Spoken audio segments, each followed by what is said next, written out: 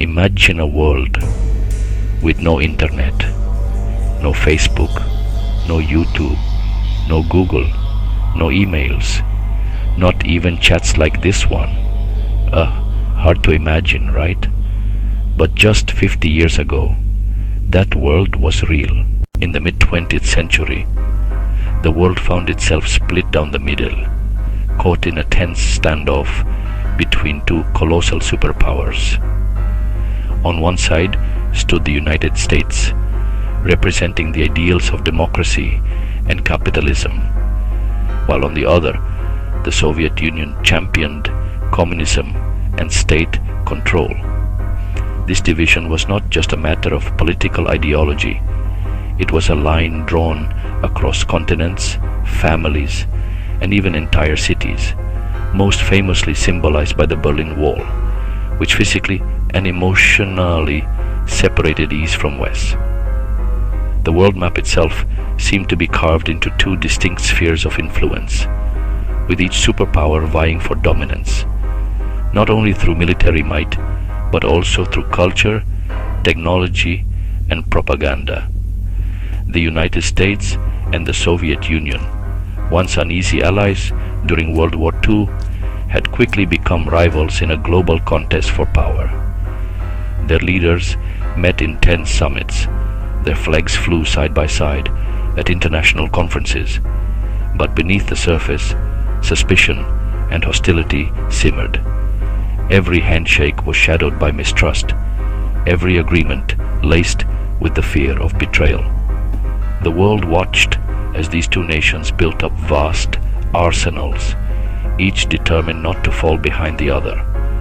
The stakes were nothing less than the future of humanity itself, and the biggest fear that haunted every corner of the globe was the possibility of nuclear war. The destructive power of atomic weapons had been demonstrated at the end of World War II, and now both superpowers possessed enough firepower to obliterate civilization many times over. Governments issued warnings, schools held duck and cover drills, and families built bomb shelters in their backyards, hoping to survive the unthinkable. The threat of sudden, total annihilation was a constant presence in daily life, shaping everything from foreign policy to popular culture. People lived with the knowledge that at any moment, a single mistake or misunderstanding could trigger a chain reaction leading to global catastrophe. In this climate of fear and uncertainty, the scientists and engineers in America began to ask a crucial question. If our communication centers are destroyed in a nuclear attack, how can we ensure that vital information survives? The traditional methods of communication, telephone lines, radio towers, centralized data centers, were all vulnerable to a single, well-placed strike.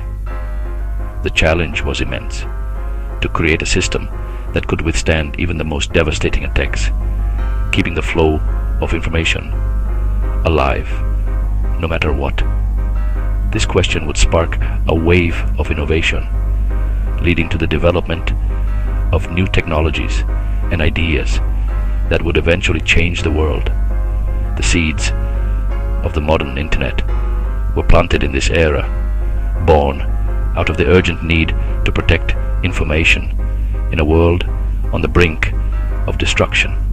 Scientists worked late into the night in university labs, surrounded by the hum of early computers and the glow of chalkboards filled with network diagrams.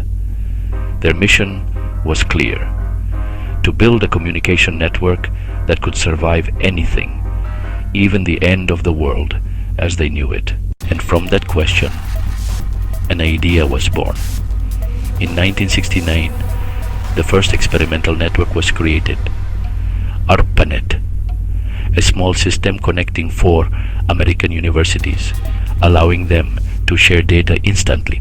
No one back then could have imagined that this small experiment would become the foundation of the greatest invention in modern history, the internet. So, As technology advanced, the network grew.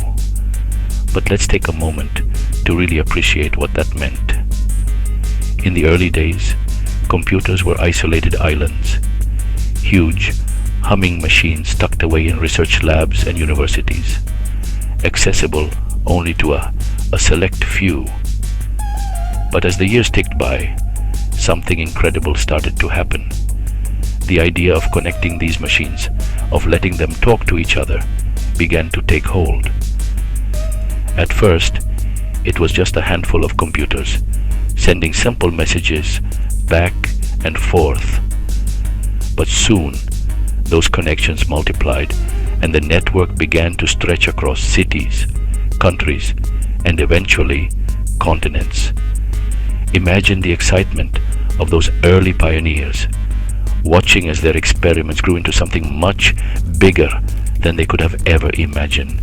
I mean, it really expanded. Suddenly, people could send electronic mail, emails as we call them now, across vast distances in seconds. A revolutionary leap from the days of handwritten letters and slow postal services. The first websites began to appear, simple pages filled with text and maybe a few images, but they opened up a whole new world of information and possibility.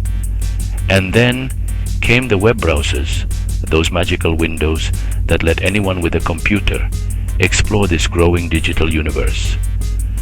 For the first time, ordinary people, not just scientists or engineers, could log on, look up information, and even communicate with others around the globe.